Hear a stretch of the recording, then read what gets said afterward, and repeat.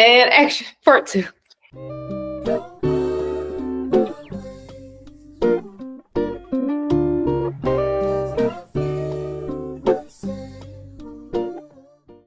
Hi, my name is Kanaya Houston. Welcome to What Do You Need to Start, episode 5, with our special guest, Alicia Milan. Hey. Hi, Alicia. It's so fun to finally meet you outside of TikTok. Tell us a little bit about yourself. Hello. I go by Alicia Milan, but you could call me Alicia. I'm a small content creator. I like to record story times, just my thoughts and opinions about the world, talk about the kind of stuff I learned. And yeah, I'm 22 years old. I'm born and raised in California, just a young girl out here trying to do her thing. And yeah, I also have a Spotify podcast under Alicia's World. Or my user is Alicia Milan, but the podcast is called Alicia's World with, I don't know if emojis count, with the world symbol, just to help you find it. I consider you a leader, but do you consider yourself a leader? I feel like that's tough because I would say myself, yes, kind of just by when I look at my childhood, I've kind of always been like that dominant personality. Like, you know, when you get like the school project and everyone's just like quiet because they don't know each other. I'd be like, okay, so let's do this.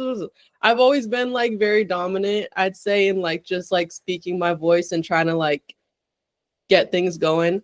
But I'd say with content creating, I kind of looked at it as just something that like I like to do and I want to do, and I'm genuinely trying to like make an impact on people.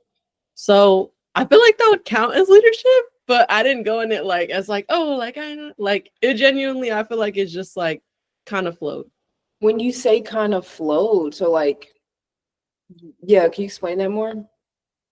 Okay, yeah, for sure. Like when I started TikTok, that's probably like the first app that I really like tried content creation on.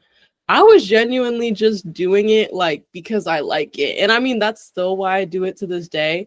But when I say it kind of just flowed, I'm like, I'm even like the kid who was like the only kid out of my siblings who would like record, edit, make videos on like whatever I had, like literally just to watch back or show other people. Like my parents were not the kind of kids that let me on social media young. I was like, so I've always just like done it just because I genuinely like to do it. And I feel like now it's kind of just flown over into like something that I want to make a career out of.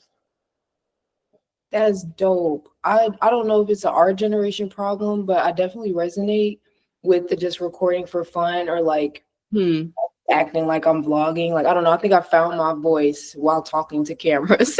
Yeah. And never showed a soul. But yeah. So you kind of like mentioned it, like you starting things. So when you hear the phrase, what do you need to start? What do you think of? Okay, so when I hear what do I need to start, honestly, I feel like my answer might not make sense when I first state it, but it makes sense when I explain it. When I hear that, I honestly think of like that you don't really need anything except just like the will to, because I like when doing social media, like I'll get people I know or like, be interested in like, how did I do it? Why do I do it? What do I need? And I'm like, you really like to do anything. Even earlier when we were talking about my hair, it's like if you want to do something, literally like the hardest part is just start. Like you just got to do it with like whatever you have. And I feel like the rest is just like building. So I feel like all you really need to start is like the idea. How does your answer to what do you need to start apply to how you are as a creator? I'd say I apply it honestly, like we don't always take our own advice, but I think like even though I say the answer is like you just need an idea or you just need the willing to, I'm also like someone who's very aware of the process and the overthinking and life's challenges that just because you have that idea, you might not want to start it right away. So I would preface it to say to start it, obviously, when you're ready. But then, sometimes it gets tricky because sometimes it's then like, are you ready? Like you want to prolong it, all that. Yeah, it's just like, I feel like the things that I've started with the answer to my own question. It's basically I just got tired of waiting around or thinking when to do this, or because sometimes you do need that preparation. One example I can give that's like out of content creation is I'm literally like SpongeBob. I did not get my license in high school. Driving is still my favorite thing. I still have not driven a very long drive yet, but for years when I got my license, I was so scared of the freeway. But it was literally like even the people around me would tell me, like, girl, how you gonna do it? Like, no one's gonna do it for you. Like, I'm just like, oh, I'm waiting till I'm less scared, or I'm waiting for this. And then I randomly just started telling my dad, like, let's go practice. And even the first time I did it by myself, I was like, I'm gonna just go. Like, I'm gonna just go. Like, what else am I waiting for? So yeah, I just feel like it's not necessarily about like the idea, because like I said, sometimes it's a process where you need to build up the courage, but it's just like when you feel like you're ready to, just do it. Deep. Oh my God. No, that's so fair.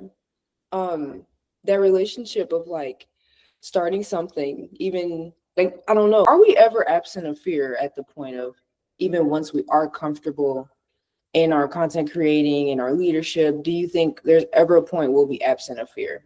I definitely don't think so, because I think we're just humans. Like, even if we don't want to speak on it, there's a lot of feelings that humans don't speak on, or try to, when people make videos, try to act like, but like, we all feel it. Something I had seen online before where it was like the fear was this circle, like you were a little bit bigger, and it wasn't like the fear went down, but it's like you got bigger, so it's like I feel like it's always in you, but it's just like you learn ways to cope or ways to keep it down there.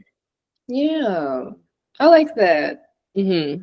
What advice would you give someone in their youth that is already in or considering leadership? I was about to say for young people, like we're both not young, but I know you mean like youth.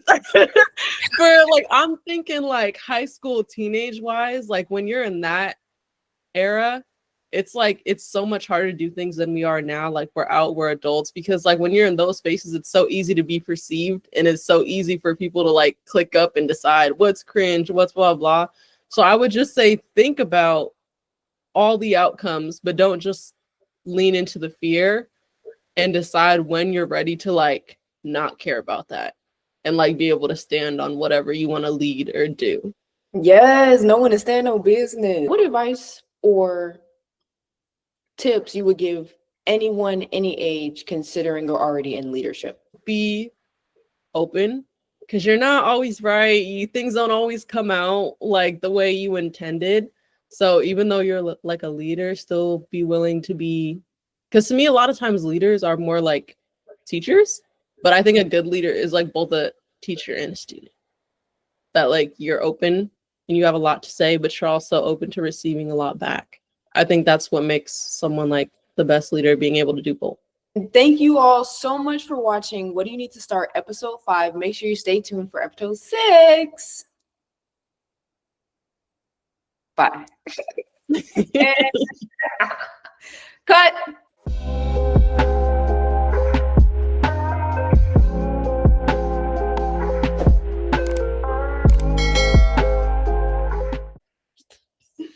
Okay, let me stop. Oh, that was so fun. Any of our viewers that want to watch, where can they find your content? Oh, you can find me under Alicia Milan on YouTube. That's spelled ALISHAMELAN on YouTube.